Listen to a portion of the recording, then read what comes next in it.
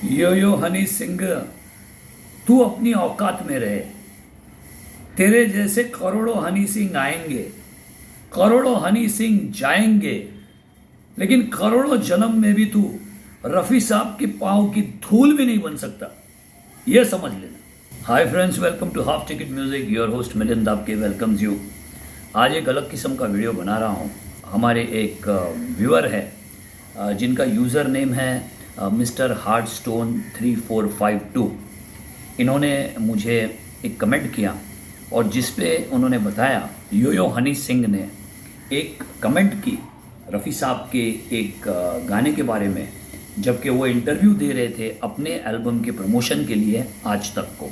एक गाना मोहम्मद रफ़ी साहब ने गाया था, बदन पे सितारे लपेटे हुए। हालांकि Honey Singh half ticket music के किसी भी इक्वेशन में बैठता नहीं है, लेकिन जब ये रफ़ी साहब के ऊपर का ये कमेंट मैंने सुना तो कितना भी चाहा कि उस पर बात नहीं करूं, फिर भी बात करने पे बहुत मजबूर हो गया और इसी के कारण से ये वीडियो है। तो हनी सिंह जी को पूछा गया था कि आपके ये गानों में थोड़े अश्लील शब्द आए हुए हैं, इसके डिफेंस में हनी सिंह ने क्या कहा ये आप सुन लीजिए और फिर उसके बाद में आगे बात करते हैं। और जिस तरह उन्होंने जिस अंदाज में गाया, ये भी अश्लील है, आज से 50 साल पहले गाया।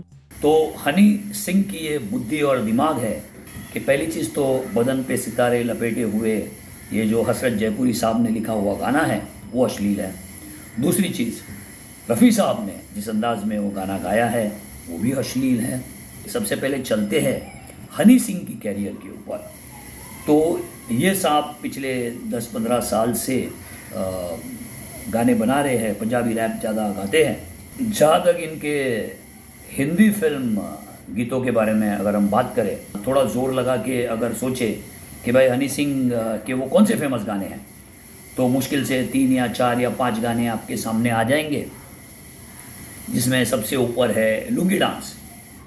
अभी देखिए ये गाने की क्वालिटी क्या है, इसके शब्द क्या है, इसके बारे में ज़्यादा सोचते नहीं हैं, लेकिन ये फेमस हुआ है। और अगर फेमस हुआ है तो क्या वो हनी सिंह के पर्दे पे दिखने पे या गाने पे हुआ है? हाँ, ये कतई नहीं है। ये अगर फेमस हुआ है तो पर्दे पे शाहरुख खान साहब है और साथ में दीपिका पादुकोण जी है, और तभी ये फेमस हुआ है। रहा सवाल इनका ये एल्बम मैनिएक जो अभी रिलीज़ हुआ है, जो टी सीरीज़ ने उसको रिलीज़ किया है, इस गाने को देखिएगा, इसकी लिंक मैंने नीचे डिस्क्रिप्शन में दी है।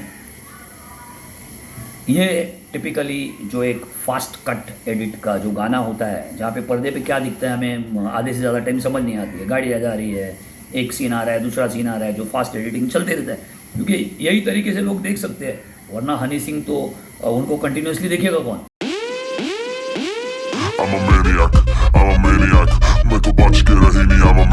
एक एक्ट्रेस हैं, उनको दिखाया गया है एज यूजुअल टिपिकली कम कपड़ों में, और वो सारा जो चल रहा है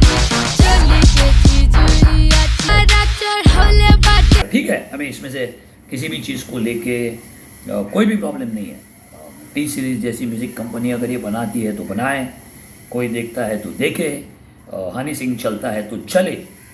तकलीफ इस बात की है कि हनी सिंह की ये औकात कहाँ से आई कि वो रफ़ी साहब के बारे में बात कर पाए। एक नेक दिल फरिश्ता इंसान जो इस तरह के अश्लीलता तो दूर की बात है, उस इंसान के बारे में एक लफ्ज़ आज तक इंडस्ट्री में किसी ने बोला नहीं है।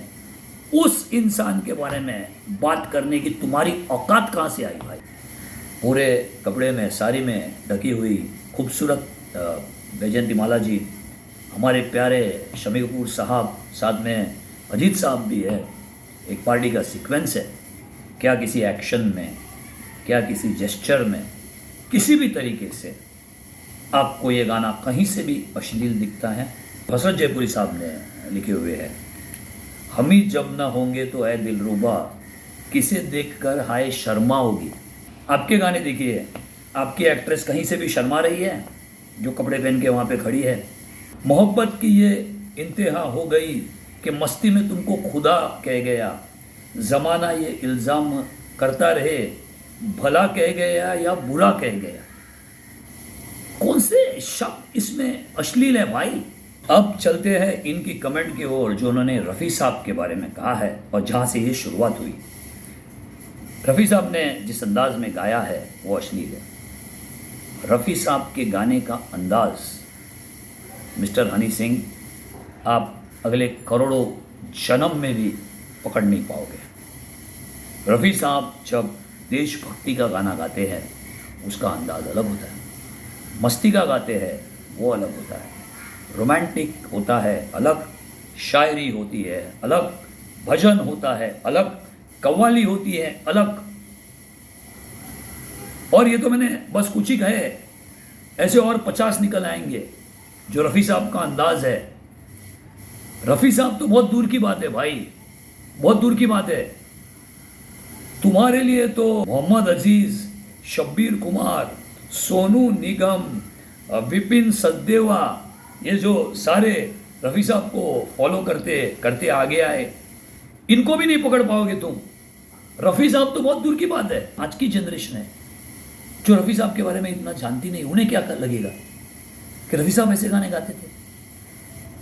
रफ़ी साहब इन्हीं की तरह है। तो ये बोलना एक हमारा फर्ज बन जाता है कि ये आदमी बकवास कर रहा है। ना ही वो गाने, ना ही उनके लफ्ज, इसमें से कोई भी चीज़ अश्लील नहीं थी। और ये आज की जनरेशन को बिल्कुल समझ आनी चाहिए ये बात, और इसीलिए ये वीडियो बना रहा हूँ।